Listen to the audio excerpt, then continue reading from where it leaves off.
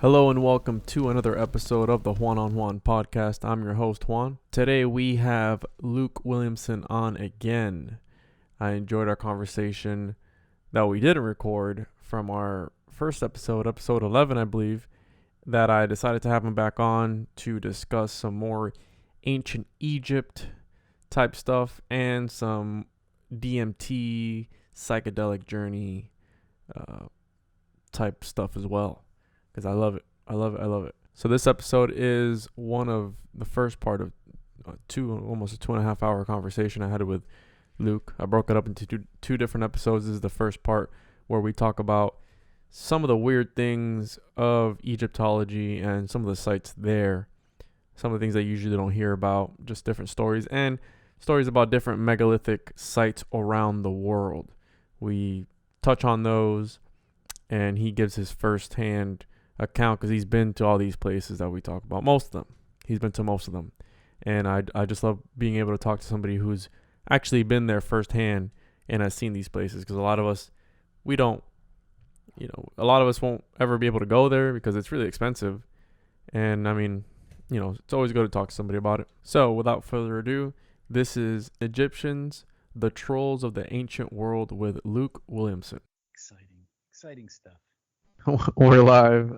Welcome back to the show, Luke. I enjoyed our first conversation episode so much that I decided to have you back on, because on the last show after we got off, we talked for like another hour and a half, and that could have been an episode all in itself because of the stuff that we were talking about, and it went pretty deep. So I want to see if we can make that happen again today. We're going to be doing a few different topics. But how you doing today, Luke? I'm doing good. I really enjoyed our last conversation too, and we talked for actually over 2 hours after Oh wow. we stopped, and a lot of that conversation was actually better than the conversation that we recorded. So that's always how it goes, though, because you've warmed up, you're relaxed, nobody's listening anymore. Yeah, the pressure's not on anymore. Right. So today we're going to talk about, again, one of my favorite places, and I think I'm almost there on convincing my fiance to do the trip. So. Oh, really? In October? Yeah, fingers crossed. Right. I'm trying to really talk her into it. I'm like, come on, I did the pitch of the under the stars, this and that. So, Think of the pod. We could do a live podcast on the. Dude, that'd be sick. And we could have this guy on too while there. Yeah. So today we're going to talk about Egypt. We're going to talk about some stories that you have, some experiences that you've had as far as in Egypt and traveling around. And then we're going to probably get a little bit philosophical towards the end there. And so Luke, we were texting back and forth, and I didn't ask you. I was meaning to ask you on the last episode about the Serapeum of Saqqara, whatever that's about. Supposedly these big, huge, giant boxes were used for the Apis bowls, but then none were ever found in there. And so that, and not only that, but the extensive tunnel system underneath the Giza plateau. Can talk a little bit about that? Sure. Not just the Giza Plateau, but Saqqara as well. In fact, before we start, Luke, sorry to interrupt you. Plug in your information so people can look you up, and you do the tours and stuff. So I do. I mean, that's I pretty much just travel all over the world when I can. I go to interesting ancient sites that have insufficient explanation, and I just kind of catalog what I see there. And a couple years ago, this is actually why I started doing the special permission tour. I realized that a lot of the places I was, sort of bribing my way into, you could actually, sort of legally bribe your way into, but they're really expensive. But if you have enough people to do it, you can all do it together and enjoy it legally. So I started the special permissions tours, and we've mostly been doing Egypt. I did take a tour to Peru and Bolivia back in 2015. But so that's pretty much what I've been doing. Enigmasoftheancient.world is my website. I'm on Instagram enigmas_of_the_ancient_world, and I have a Facebook page, Enigmas of the Ancient World. So that's where you can find me.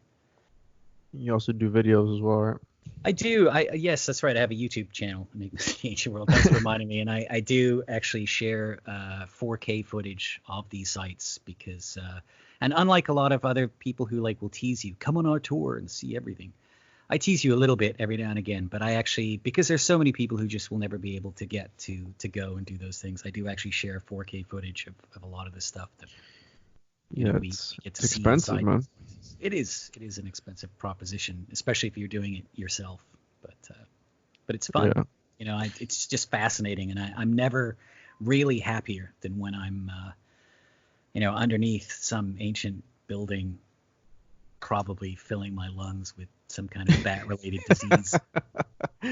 At least it's not the coronavirus, but right. I maybe. worried that I had sarcoidosis for a while after the last one because I was allowed, or sort of they turned the other way at some of the tombs of the nobles, and there are these very narrow shafts that you can crawl down, and then it's just catacombs down there forever, but you're bent over double, and then you've got to drop down into other holes and then crawl around, and it's 2 inches deep in ancient dust and bat shit. And, oh man! Unless you've got a mask on, you're just after a while you're sucking air and you're just breathing all of that in, and it can be a little scary because I'm sure there's really ancient diseases down there that are just waiting for someone like me to discover them. Yeah, that's isn't that what the movies The Mummies are about? This, I haven't watched them so long. I don't even remember what they're about. Usually there's some something messing with a pharaoh and then he comes to life. But that's crazy. So the catacombs underneath the Giza plateau, what's that like? And then we can talk about the Serapeum, because obviously that's just tunnels and tunnels and tunnels, right? Well, it's tunnels and tunnels pretty much everywhere, and the Giza plateau it's riddled under there because you've not only had the natural aquifers that have also been used and incorporated into the tunnel system under there, but you've got just so many shafts with tunnels coming off of them, and a lot of these are clearly older than you find burials in some of them, and it's just they've been reused. At some point somebody's gone, well, let's use this for a burial and then fill it in. But these are connecting. A lot of them are connecting catacombs, and then you have ones like the so-called Osiris shaft and tomb, which has been closed for a long time, but we have a permission to go in there, and we went in there in 2018. And some of that's the first ladder down into the depths is 30 meters, and you're in a room with six little chambers hacked out of the bedrock, and in 2 of them there are these really large black boxes, with the lids partially opened, and those are debatably too big to have come down through that shaft, but there's no other way to get them in there. Each of those weighs somewhere between 7 and 12 tons, and it's been lowered somehow through a 30-meter shaft, which is barely big enough, if at all. And then there's another shaft that goes down another, 20 meters into a partially submerged chamber. And that's a really, really small, that shaft is about half the size of the original one.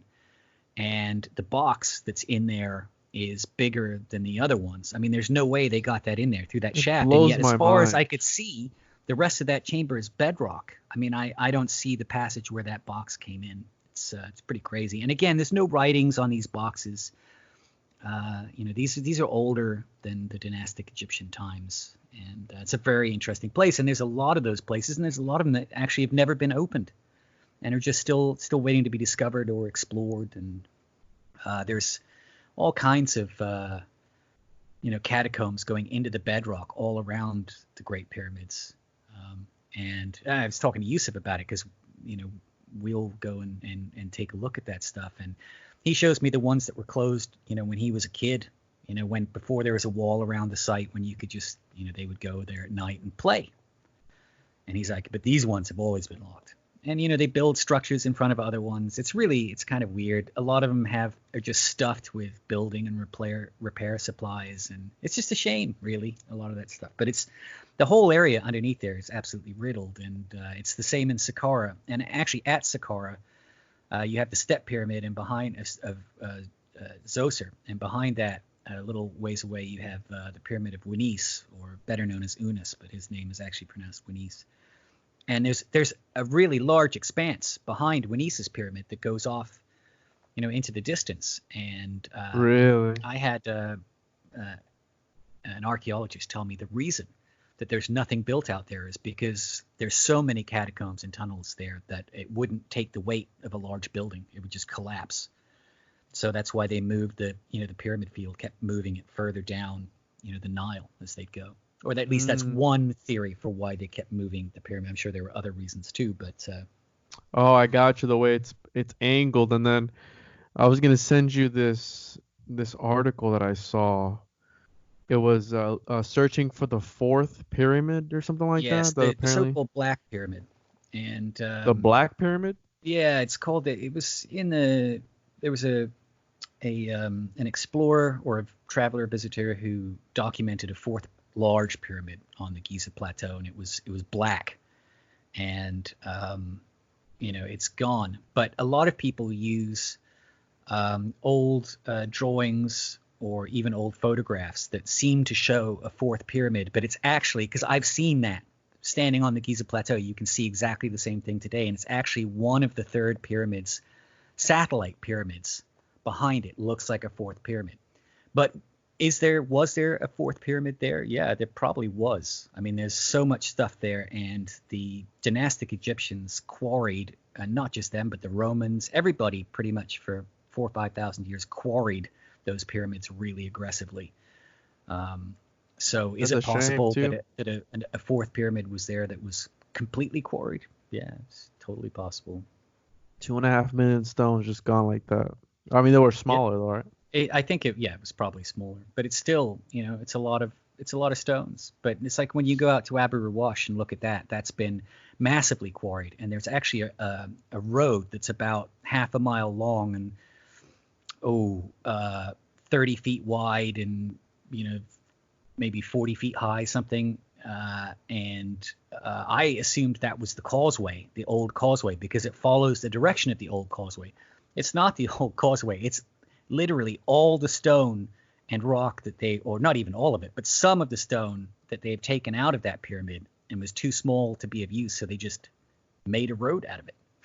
I mean, it's just, there's walls all around that site that are built out of the original pyramid blocks too. It's just crazy.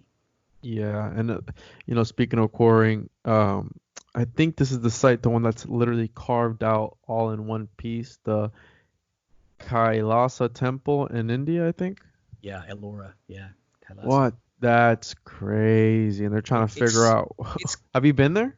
No, I haven't. It's on my list. India and Tibet are on my list, and Laos. Incredible. But I have to say that yeah, one of the mysteries there is, a lot of the information that geologists and academics can take from things like this is they look. One of the things that tells you the story is, okay, you've carved that entire massive temple, from the top down out of the bedrock, and that is millions and millions and millions of tons of fill that you've taken out, and it's basalt. I think it's a hard, volcanic rock.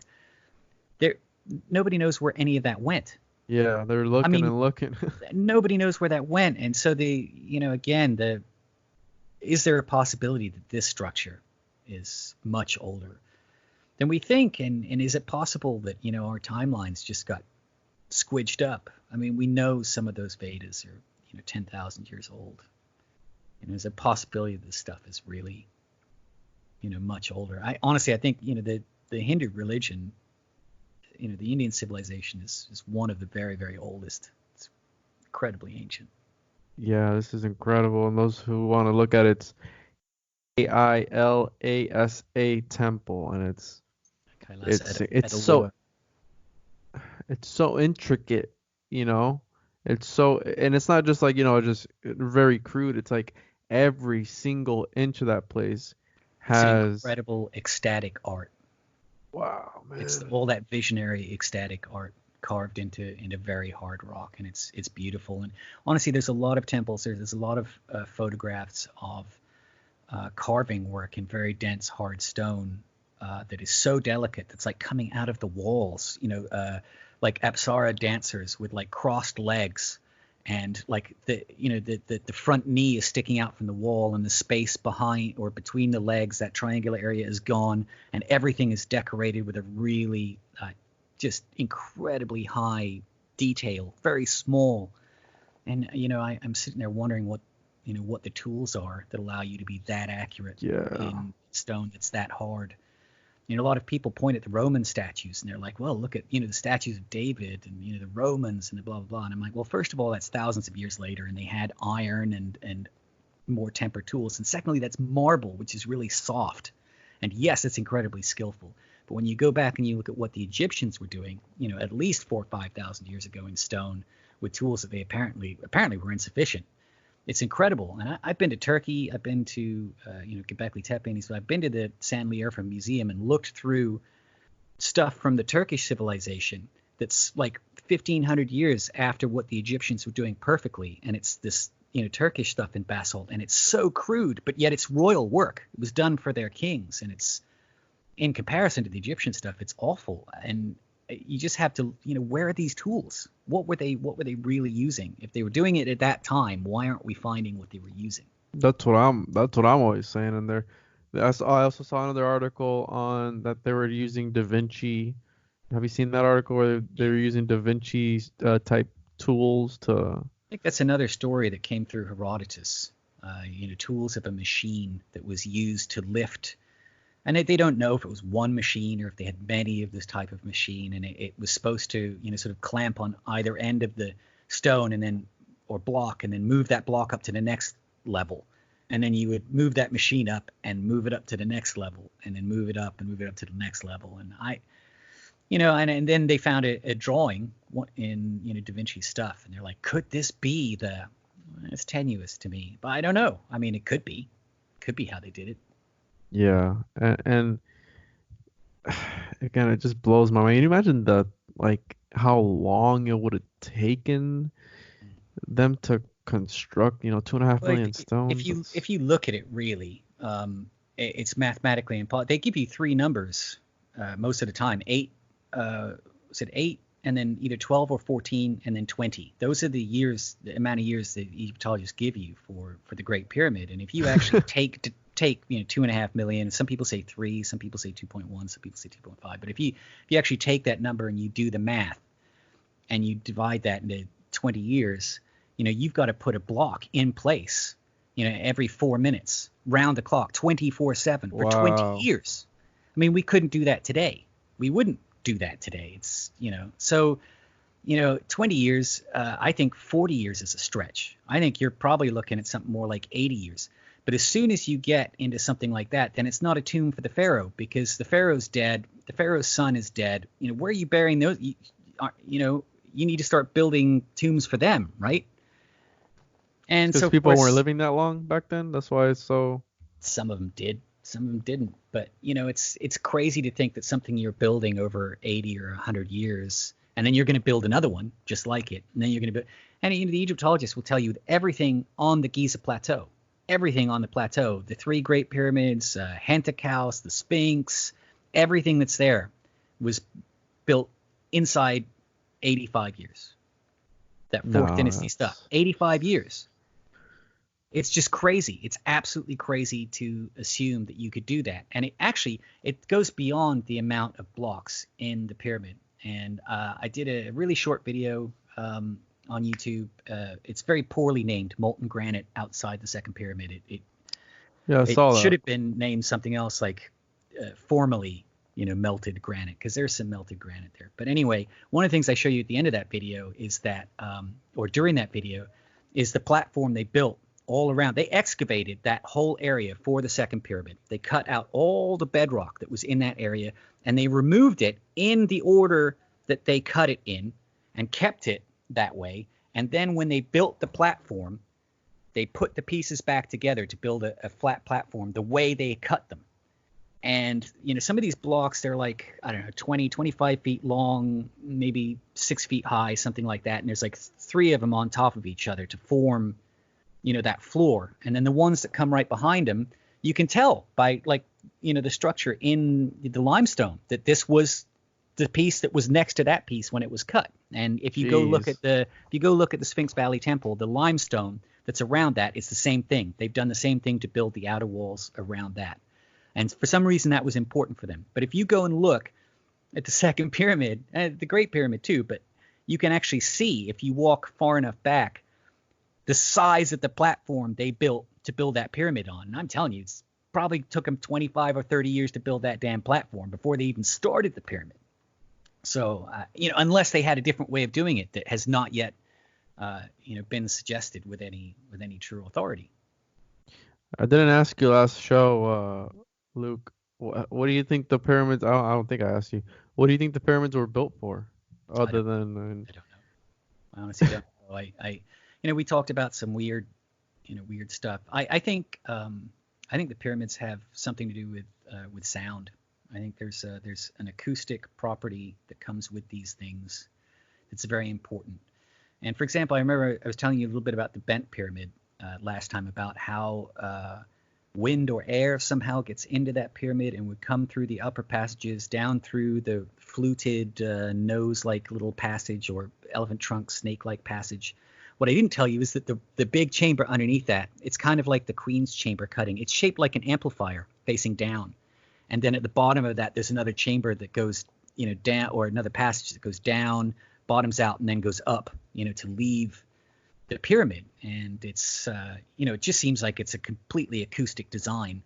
And then when you look at the name Sneferu or Snofru or Snefru, it supposedly means twice harmonic, doubly harmonic. That's the pyramid, of course. It has two different angles on the outside that the Egyptologists say is a mistake. And yet, if that's a mistake and you realize it's going to be messed up, why do you finish it? Why do you then say, it's not good enough, so I'm going to build the red pyramid half a mile from here. I want that instead. But no, go ahead and finish that. Go ahead bringing all those stones over here and cutting them and shaping them. And in many ways, the bent pyramid is one of the best pyramids we have. The casing stones are absolutely the best example and the best design for casing stones out of any of the pyramids, and that's why that pyramid still has the most casing stones of any pyramid out there. But there's a whole bunch of things, and when you start looking into it, and you realize that the Egyptians painted and carved everything that they did in their techniques for just about everything. But it's not just the Great Pyramids that they didn't document the Great Pyramids, the greatest achievement ever. They didn't document that. They didn't document the Sphinx. They didn't document the Step Pyramid of Zoser, the first stone building of any true, magnificence and import anywhere on the planet, according to our history. They didn't bother to document that either. Snefru's pyramids, they didn't bother to document his pyramids either. The Great Pyramids, they didn't bother that. Abu Ruwash, they didn't, but everything else, they'll tell you about their laundry techniques. It's a little bit odd. It's a little bit odd, and it's very frustrating for Egyptologists. They keep coming up with little things to try to circumvent it, but it's the reality until we find that.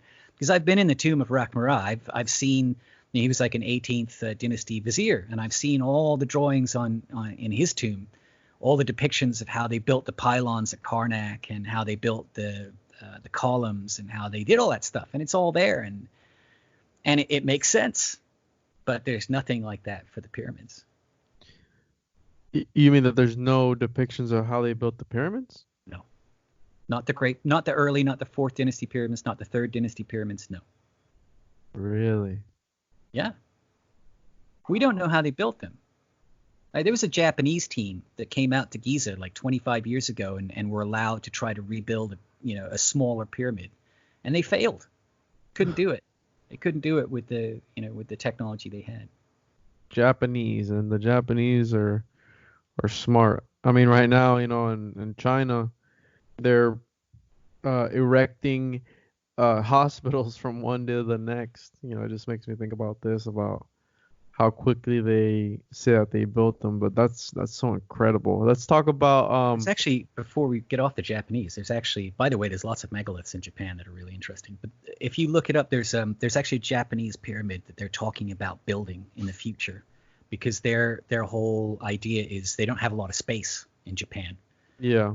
and or at least in the cities, and so their idea was to build this massive pyramid over like one of their harbors. I can't remember if it was Tokyo or where it was, but it'd be like a really large glass and steel pyramid that was like mostly over the harbor, and that you could like, I mean, but it would be huge, like hundreds of thousands of people would be living in it, and there would be, you know, shops, and it would be like a city inside the pyramid essentially.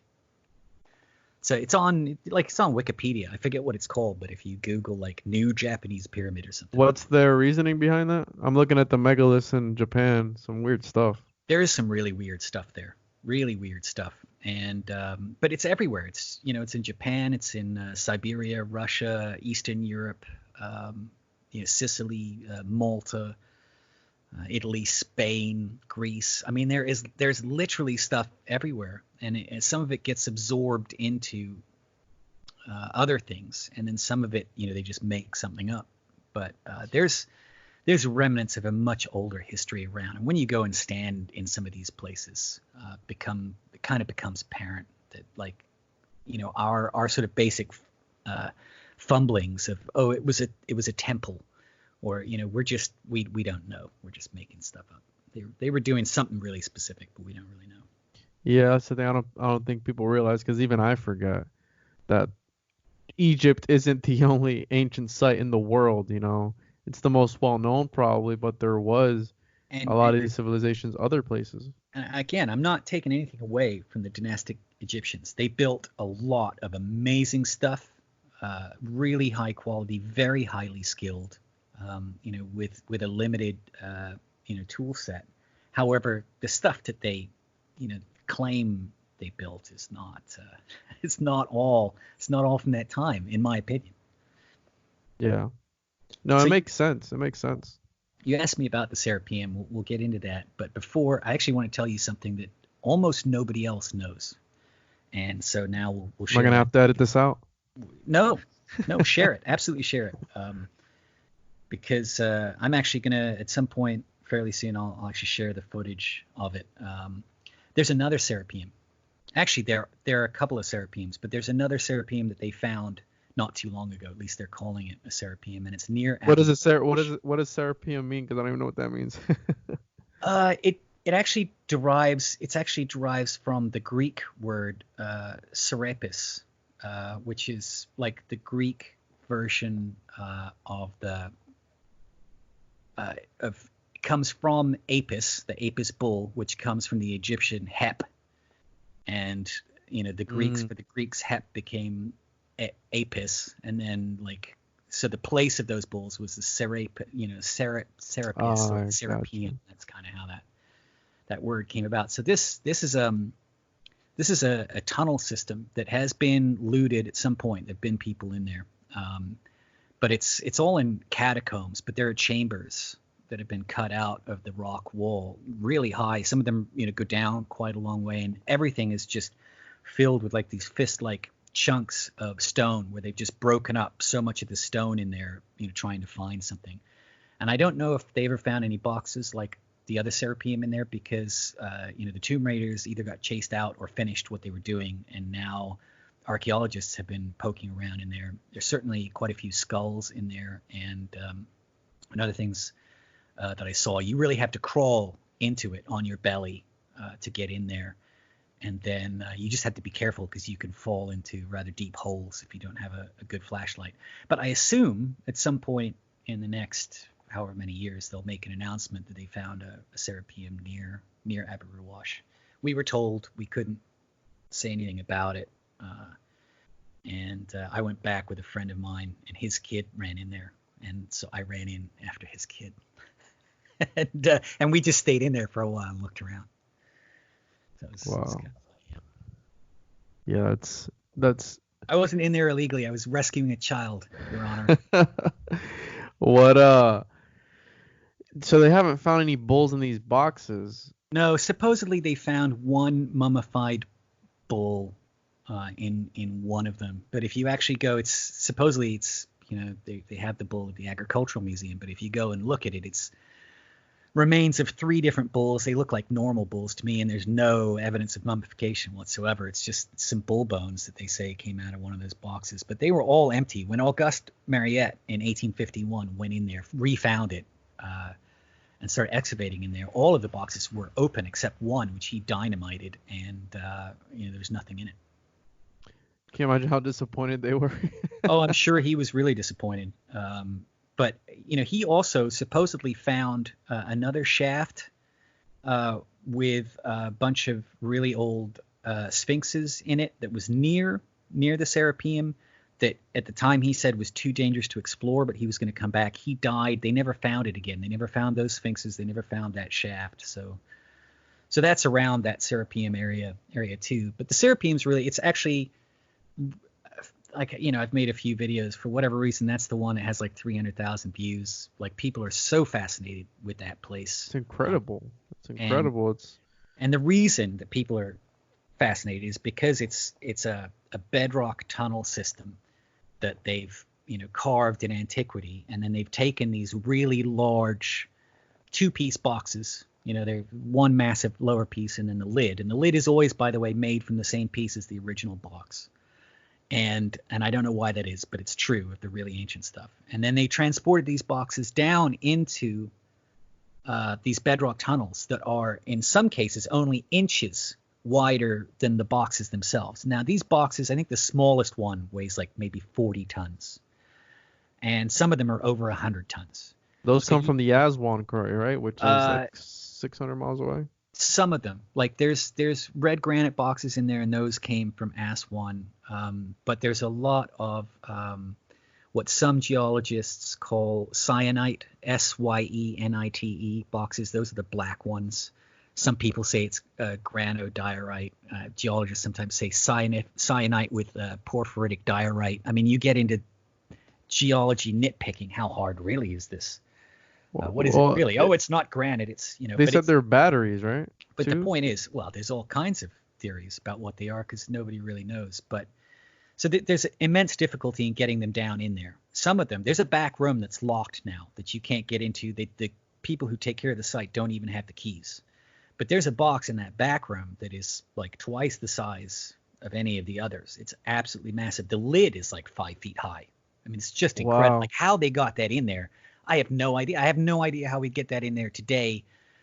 We'd probably have to just break through the bedrock and use cranes to hoist that sucker out. Like, I don't know how we do it. And of course, they're dealing not only with, how do we move this stuff, but, how do we see down there? How do we breathe down there? If you take the weight of those boxes and figure out how many humans it would take, and then you stuff that many humans into a tiny little passage like that where they can barely stand in some cases on either side of the box, and they're supposed to move that hundreds of meters and then drop it down 8 or 10 feet into a God, it's crazy. Like it's quite impossible. Makes me think of, like, imagine back then when another civilization would go to Egypt and they'd be like, man, these people were on some shit. Let's say the Egyptians are gone and they're just there like the Romans or something. These guys were on some shit because, like, I think the Egyptians trolled people too. I think as a culture they trolled people. I think they gave very simple explanations for very difficult things they did because other cultures would come and go, what the hell? How did you do this? And then they go home and try to do it and they couldn't do it. Oh, the Egyptians, no, it's easy. We do it like this. And then nobody can replicate it. I think there may well have been a degree of trolling. Yeah, it makes sense. That's so the other interesting thing about the Serapeum, there's many interesting things. First of all, is that we're only allowed to see a very small part of it.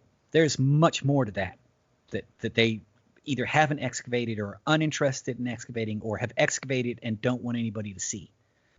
But there's clearly a tunnel that they filled with rocks that goes into another area that's further on. If you look in the histories, there's supposedly multi-levels of that. Of that place. And, Yusuf and I were looking through that. He goes, I can prove to you without a doubt that this wasn't built in the Middle Kingdom when they say it was built, Samtic or whoever, they actually give it to. He goes, it was repaired then, and like here are like 3 reasons why. And one of the reasons, or a couple of reasons, all the reused blocks that we see that have writings on them that are turned around and put in a different place and whatever. So he's like, they're using stuff from all these different times. So they're already recycling stuff. But he's like, look at the boxes, look at how they're set in the floor. And you look at it and you can see that what they've done is they've tried to renovate the place and they've redone the floors, but they can't move the boxes. So they just build the floor up to the edge of the boxes. Now, if you built the place, you would build the floors and then you would put the box in there. That's just how you would do it. So if you've built the floor around the box, you're renovating, most likely. So there's a lot of good reasons for that. And of course, if you've watched any of the videos, mine or anybody else's, people will point out that the boxes, incredibly hard, have been machined beautifully. I mean, they are cut. They're not quite right angles, but they're very, very, very close. Everything is incredibly smooth, and the polish still reflects, light like a mirror, even covered in dust. It's amazing.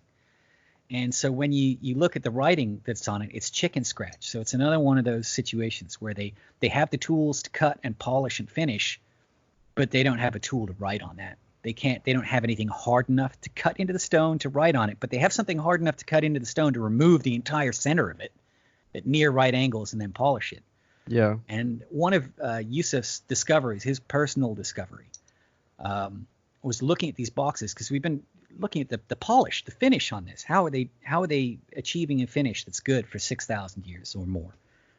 Even 2,000 years. How are you achieving that finish? And there's signs on that, indications where like the underneath of the lid is not polished, but the side and the top of the lid is polished. But where the lid has been pushed, and you can see the underneath of the lid, you can see that what looks like a liquid has run down the side, the polished side, and come underneath like liquid does to run along the surface before dripping. And where it's done that, it has polished the stone, but everything that's around that drip is not polished.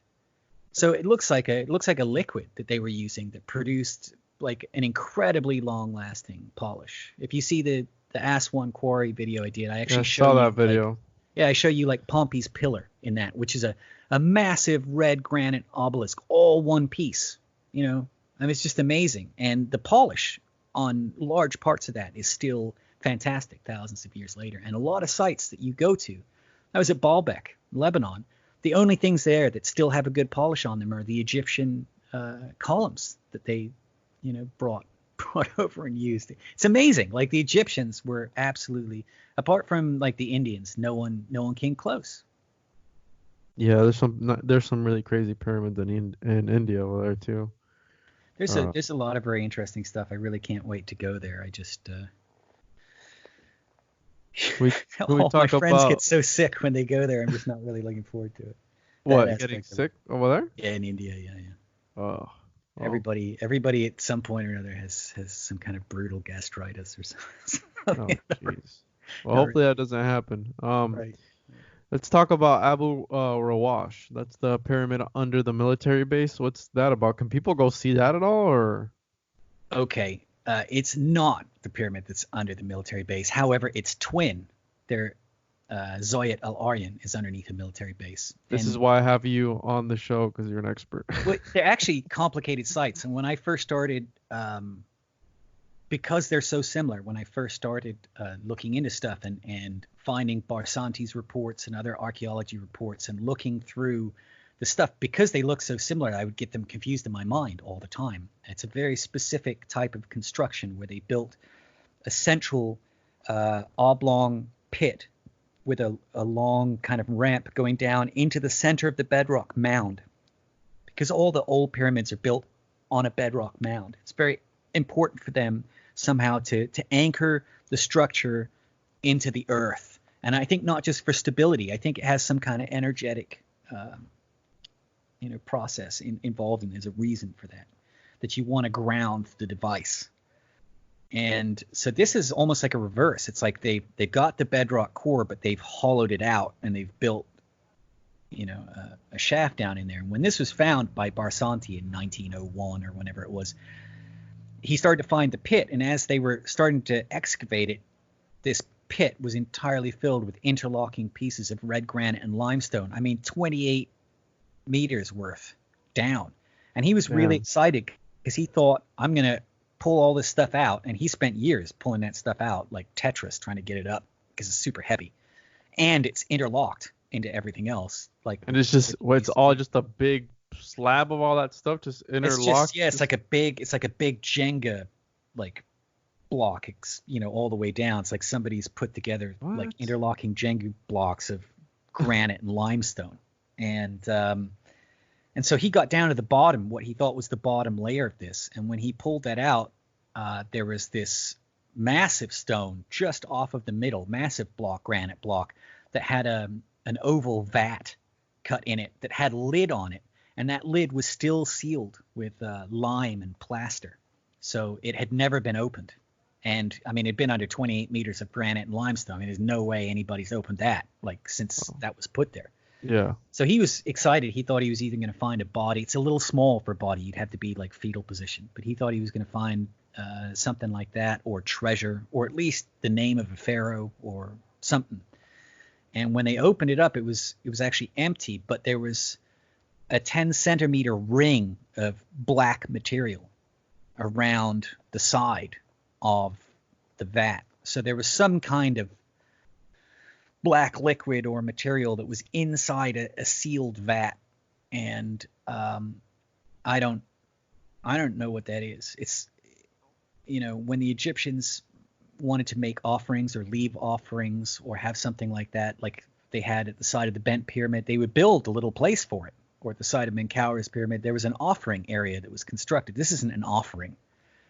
So this is something that was either integral to whatever that building's function was, or it was something they wanted to stay buried forever. Yeah. Like for all time. And that's so crazy. And that pyramid is really weird because I don't really have a problem with heights. I don't suffer from vertigo. Half of the group had vertigo that day. Half of the group had vertigo. A couple of the group had vertigo at the bottom of the shaft. I went up to the top to get video, like hang my video camera over the side, 30 meters up. And like my stomach was flipping. I mean, I've been to the top of the Empire State Building. I went to the Twin Towers. I've been to the top of the Eiffel Tower. I've looked over. I don't have a problem with that.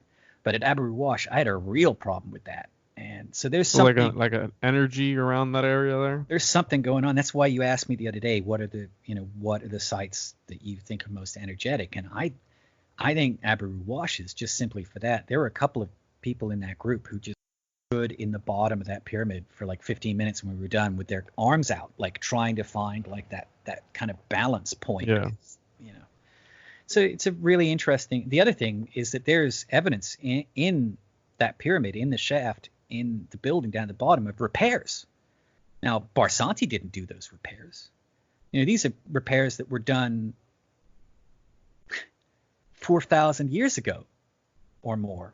Third dynasty, maybe fourth dynasty, if we believe, the Egyptologists. But I'm thinking it's a lot older than that. Maybe in the third and fourth dynasties, they were repairing that and trying to do something with it. And so I spent about 8 months looking into that site in Zoyat El Aryan. Now, Zoyat El Aryan is its twin. Like it's just a little bit bigger. So it's almost identical. The same oblong-shaped shaft, the same ramp going down into it. The ramp comes from the north. It's an interesting design. It's very different from every other pyramid there. In fact, there are people who are like, these weren't pyramids. Anyway, so I did this research on this, and the one on the military base caught people's attention because they used it. I think supposedly the rumor is, now I've looked at Google Earth. I don't know how I haven't actually seen pictures. I don't doubt it, but apparently it's been used as a garbage fill. They've just dumped a bunch of garbage into the central shaft. I don't know if that's true. In Egypt, there's no real garbage infrastructure. And so garbage just blows around and collects in places anyway. So it could be also something like that. I mean, I've gone to places to crawl into tombs and mastabas, and we've spent 15 minutes, removing plastic bags and stuff from around the entrance that's just collected from wind out in the desert, So it could be something like that. But people it's on a military base, there's buildings all around it. What's underneath there? What have they built the military base into? It became like a bit of a conspiracy thing. And that's sort of what caught my attention about that. I thought, well, because I talked to Yusuf about that, and when he'd served in the army, he spent time on that base because it's not far from his house, but they weren't allowed, to see stuff that was in there. So while I was in Egypt, a year and a half ago or something, I was introduced by a friend of a friend. They said, "Oh, you've got to talk to this person." I'm not going to mention this person. We'll just call them X, because let's legal stuff's about to go down. I'm not even going to say it's a man or a woman, but this person has a master's in Egyptology. This is not, and is working on a PhD. This is not a person who doesn't know anything or is just kind of making things up. I mean, maybe, but they also have all this knowledge. I mean, could just talk rings around me, about, Egyptian stuff, ancient Egyptian stuff. So I was really interested to meet this person, and we decided to go out to a site and just, talk. And I really wanted to get some interviews. I wanted some more information, and it doesn't even have to be, if you're worried about your career or whatever, you can just explain some things for me that I can help, put into the picture. But so I met this person, and I met them in the lobby of my hotel. And I was waiting I had a couple friends with me that were going to come down. And this person asked me about, gosh, this is a different story. Forget that story. So we're out and we're going to a site. Well, I'll tell that story later because it's one of the stories I was going to tell you. But anyway, and I started asking X about Abu Ruwash and Zoyat because I'm interested as to what people think they are. Some people, like I said, don't think they're pyramids. They think they're something else. And I already blew it. So X is a he. All right.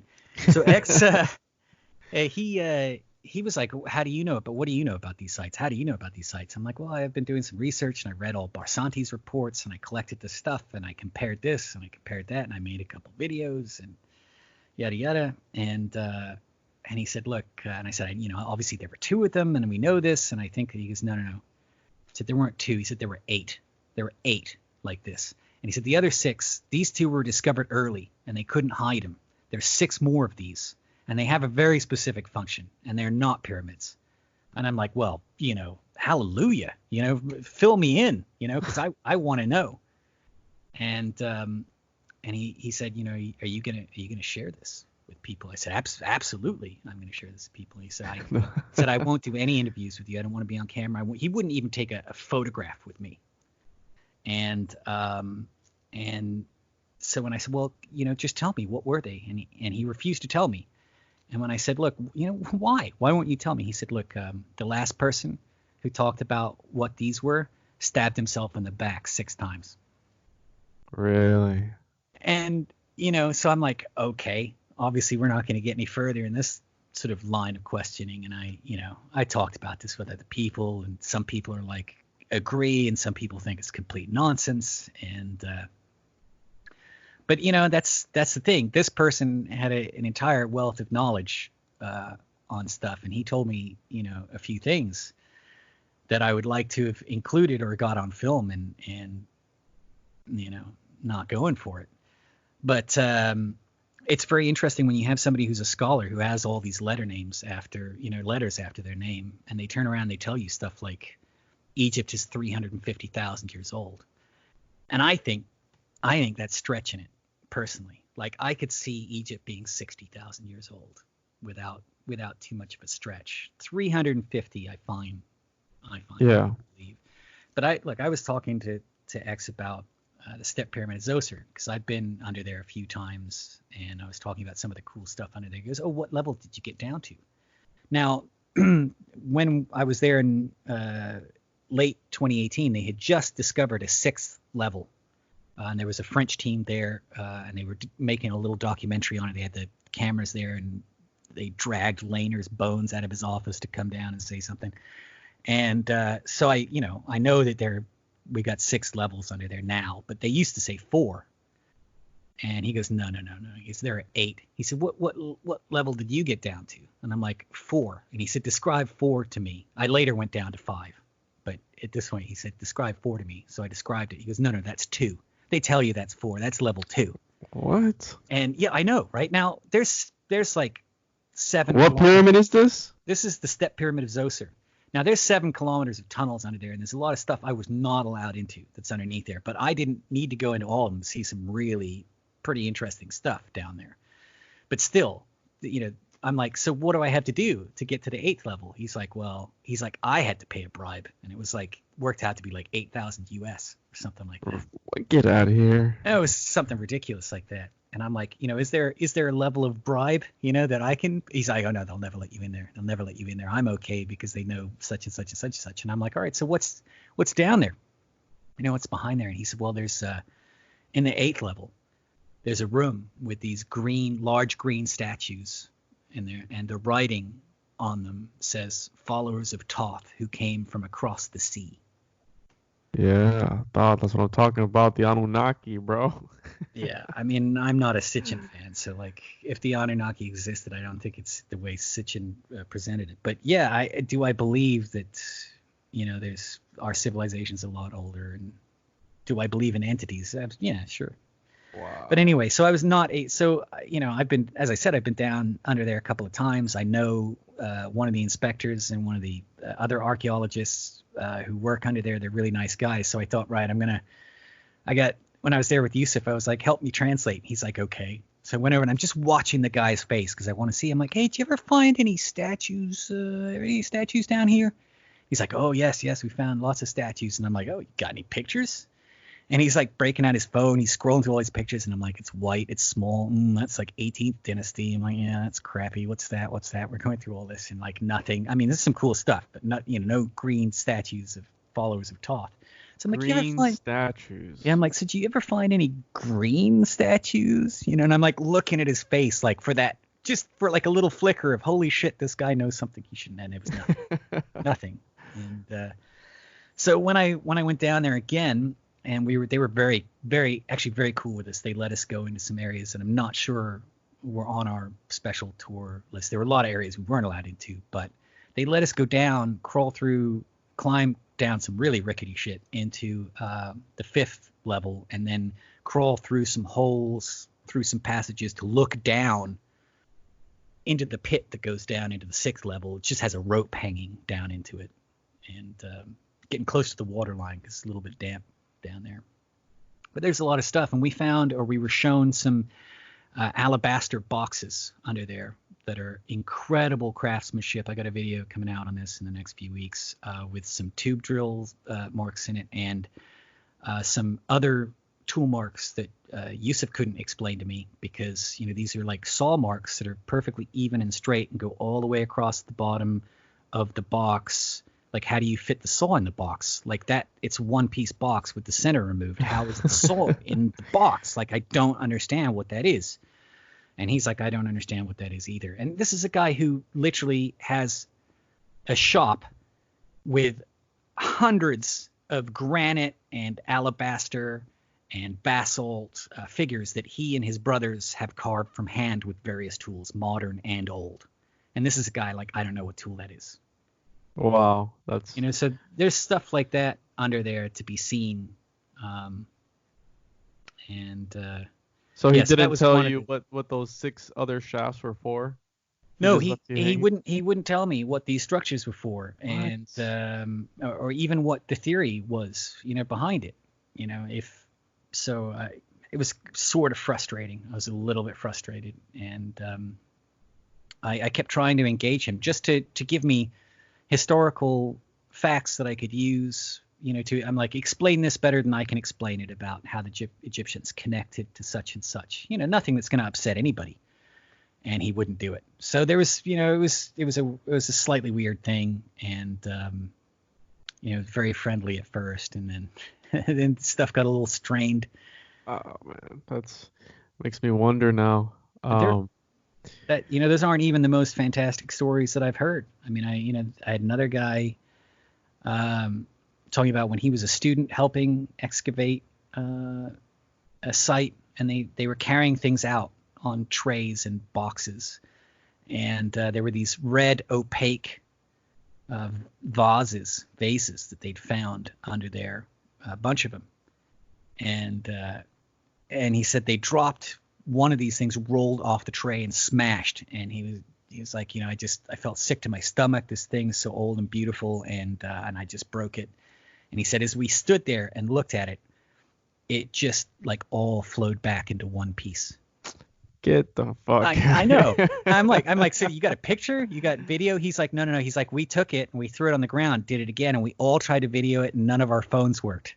And I'm like, yeah, okay. So, but you hear stories like that, and that guy was a very rational guy. I spent a couple days, like he was just like a sort of an ancillary guide on one of the trips I was taking, and he was very normal, down to earth guy. And then one day he tells me that story. I'm like, okay. So we don't know. I mean, there's stuff down there. Maybe there is some, because I've had archaeologists call me, and I've had 2 of them in the last year contact me and say, look, I want to tell my story about being in Egypt and working in Egypt, and we find something. And then as soon as we find this remarkable thing that just like doesn't make sense, it's lunchtime is called, and like 6 black cars arrive from the fucking ministry, and the stuff goes into we come back from lunch and it's gone, and we never see it again.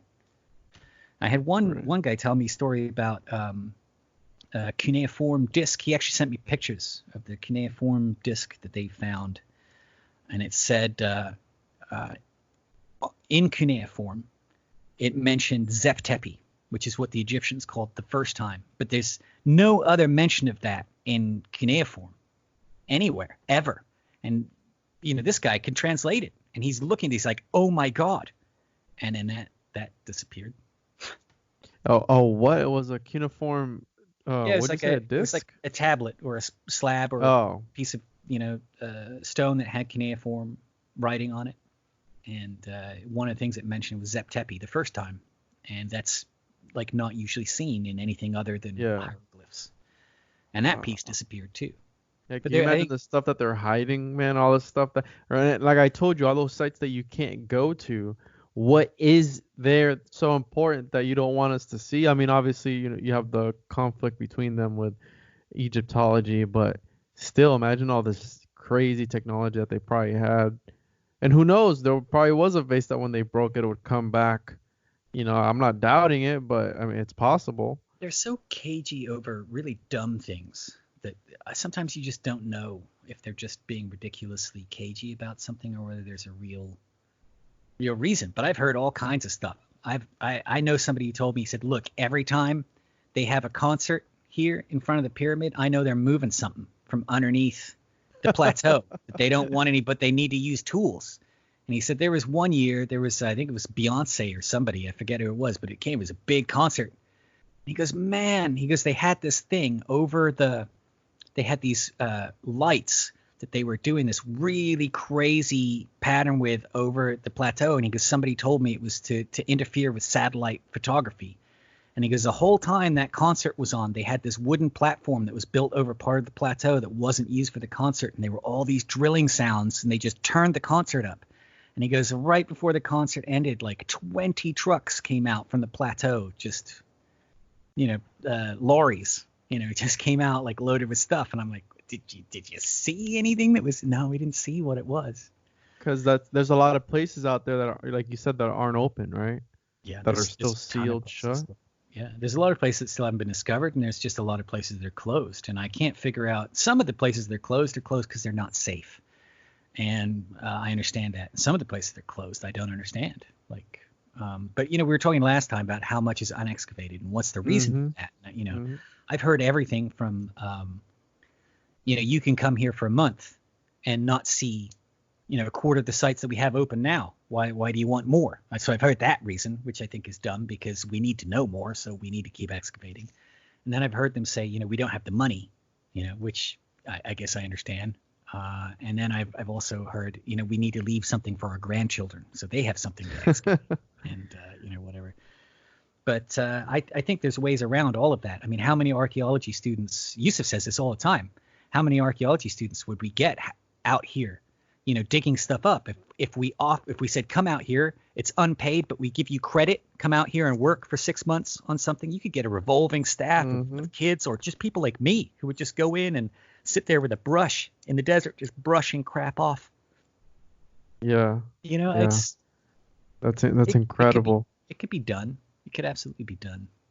Can you talk about, and I'll probably make this into a 2-part episode, just in case it goes on for a little bit longer.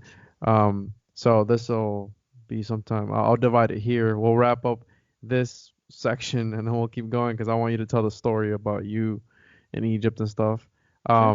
Can you talk about the Osiris shaft, because that's another particular one we did kind of talk about that, or that's the one I was talking about. But the sarcophagus in the water, and then you have those tunnels that sarcophagus doesn't fit through any of them.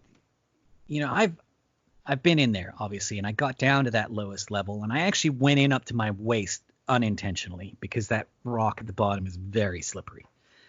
But it was impossible for me to tell in that lower room if there were passages that went anywhere other than what I could see. And now I've seen diagrams in various academic books, and there don't appear to be other passages. I've had people tell me, there was passages, but they're filled in. But they told me that about the middle chamber, and I went and looked, and that is bedrock. That has not been filled in. There's no way that is not natural bedrock. It's absolutely 100% natural bedrock. So that lower chamber, I can't tell you 100% for sure because I wasn't really allowed even to fall in. But it's very hard. You've got to sort of crouch on your knees, and there's only about a foot between like where you're crouching and where the ceiling is. You've got to go into the water and sort of down to sort of be in the room a little bit. See, why would they make it like that? Such a low ceiling. And then, the water levels must have been either different, or they had, the water was pumped out, or, the modern Egyptians have been trying to pump the water out from underneath there for decades, and they've failed. They can't do it.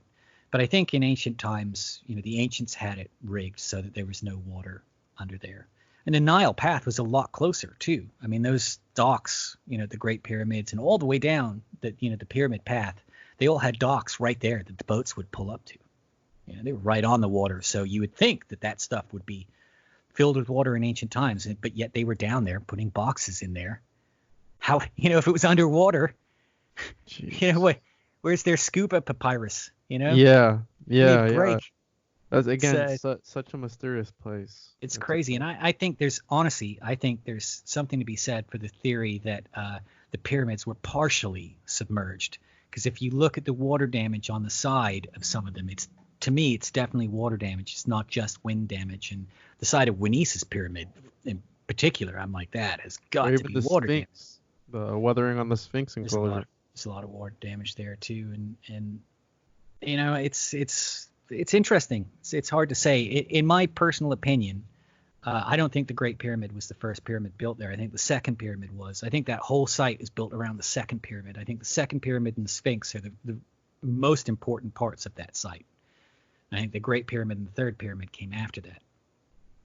I think we just have, the timeline wrong of everything. But, this is, people don't understand. This is how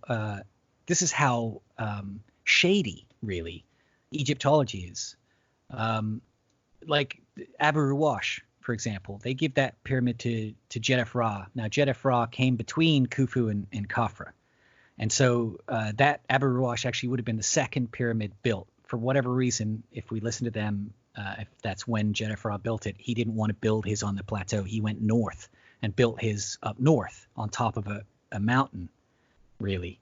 A pyramid on top of a mountain? It's a pyramid on top of a foothill. Yeah, absolutely. And in fact, because that pyramid is would have been a little bit smaller than the third pyramid. And yet the peak of that pyramid the base of that pyramid is on a level with the peak of the Great Pyramid and the second pyramid. Like if you stand at the base of Abu Ruwash, you're looking pretty much at the peak of the Great Pyramid and the second pyramid. So, how do we know that Jedef-Ra built that. Did they write it down? Did they talk about it? No, they found a pit that supposedly had, if you look at, some academic sources, they say over 100 statues of Jeddah and some of his children, and one statue of Menkaura. So when I was there, I asked the archaeologist, I'm like, because it's a boat pit. It looks like what they call the boat pits around the Great Pyramid. I'm like, did you find like 100 statues in there of Jeddah? And he goes, no, there were a couple of statues. I'm not sure if they were Jeddah. This is the kind of thing that, anyway, so there were statues of Jeddah. So they went, oh, it must be his pyramid. And there was one statue of Menkaura. So they said, oh, Menkaura did a repair on this pyramid. I mean, that's their history, is that Menkaura repaired a pyramid that half of the Egyptologists say was never built. I mean, the whole thing is a shambles. I mean, really, Egyptology is a shambles. And so these are the stories. You've got the Great Pyramid. You've got that relieving chamber with some really dodgy ochre paint that they won't let you test the dating of. In fact, there was just a huge international scandal a couple years ago about guys who had actually taken a sample of it and they weren't allowed to test it. The red paint, the red ochre paint. Yeah, and this is one of the reasons why X said he wouldn't do any interviews with me, because I talked about that and I said, look, I don't agree with going in there and taking a sample off the wall. I wouldn't do it. I do believe it's disrespectful. You want to have permission. They had permission to take samples of other stuff, but not that. So even though they didn't take the really important part, they took just a little shaving off the side. However, they did it. Now, if I'm an Egyptologist, if I'm Zahi Hawass, and I believe to the bottom of my little soul that the pyramids were built 2500 BC by Khufu and Khafra and Menkaura, then I'm going to say, okay, you took it, you shouldn't have, but let's test it, because I know that paint is going to come back. It's going to be 4,500 years old. I'm going to show my middle finger to the entire world and say I was right all along, 4,500 years old, end of story. All of you pyramidians can just go to hell, and all your books can be burned on the rubbish pile of history, and end of story. But he didn't do that. He doesn't want it tested. And to me, the reason you don't want that tested is because you know that red ochre paint is going to come back as being 200 years old, and then the only shred of evidence you have for the Great Pyramid being built by Khufu is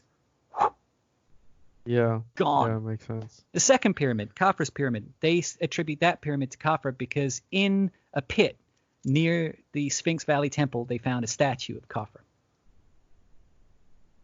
It's like they're little kids, they want to be right, and they're just like coming up with any little thing to Khufu, justify it. The great god king that everybody worshipped and was blown away by, and was the greatest god king in Egyptian history ever, blah, blah, blah. There's one statue of him. There's one effigy of him. It's about 3 inches long. It was found in Abydos, and it was made in the 26th dynasty. That's it. There's something really, really wrong with the Egyptological picture. You start looking at stuff like the Assyrian and some of the Assyrian is undoubtedly built by the same people who built the pyramids, the great structures. And there's nothing else really that's like that, like all of the later stuff. How do you build all the best stuff at the beginning with technology and tools that you don't have, and then you don't remember how to do any of it? You can never figure it out again. That's incredible. Doesn't make any sense. Yeah, that's what I love about Egypt. Well, there you have it. Hope you enjoyed this episode. Make sure to check out Luke's stuff, his material. He makes YouTube videos, also does tours in Egypt as well. Make sure to check that out. Also, make sure to follow us on social media at the Juan Podcast. Shoot me an email if you want to be on the show. If you have any crazy ideas or anything like that you want to share with us, the Juan Podcast at gmail.com. And keep a lookout for the second part of this series, this 2-part thing where we go into DMT entities and really break down his psychedelic journeys that he's been on. So, until next time.